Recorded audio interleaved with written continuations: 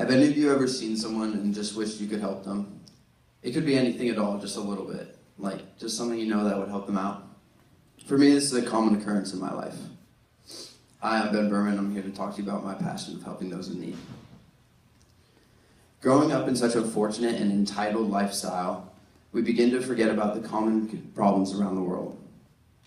Here in Marin, we don't have to worry about having a roof over our heads or where our next meal is going to come from. No, because if that were the case, we wouldn't be living in Marin. You see, just by living in this utopian society of sorts, we begin to become blinded to the world around us and problems that people thousands of miles away are facing daily. Just about a year ago, I had an eye-opening experience that made me realize just how true that is. A few of my friends and I decided that we'd be going down to Mexico on the Mexico mission trip. For those of you who don't know what that is, a bunch of high schoolers and a few chaperones travel down to Mexico, and we build houses for families in need. While in Mexico, I realized that back in Marin, we have it really good, and I learned a whole new meaning to the words Marin kid problems. While we sit in our spacious houses and complain about our cracked iPhone screens, families in Mexico live in houses built out of garage doors, and iPhones, you can forget about those. You'd be lucky to have a phone at all. Traveling to Mexico was an amazing experience, and I really got to see how the poverty and poor living styles of the families affect the country. Spending time around the amazing families which we built the houses for showed me just how similar we really are.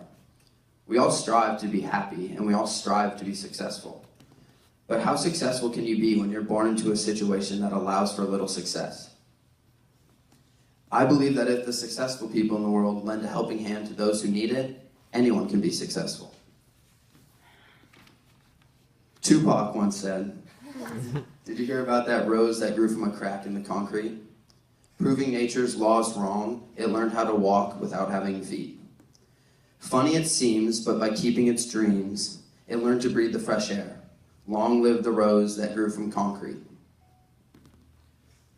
By helping the less fortunate, we can have many more roses that blossom from the concrete and create a world full of roses. In Marin, a household makes about $90,000 a year, and that's the average household, and according to the U.S. Census.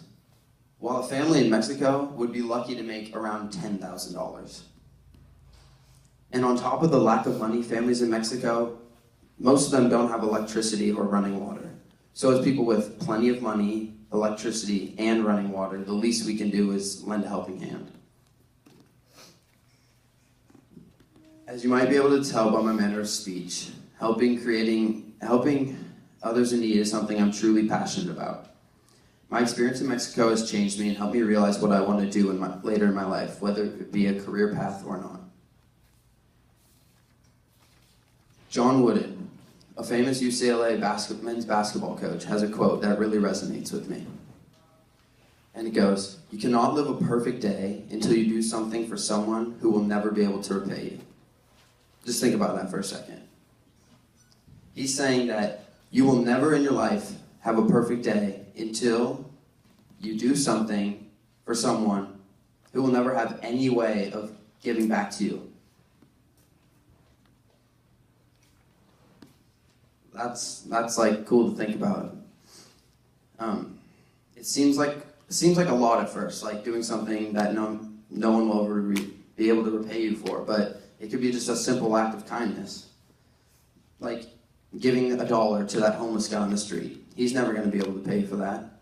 Or building a house for a family in Mexico. They're never going to be able to repay you for putting a roof over their heads and giving them a warm place to sleep at night.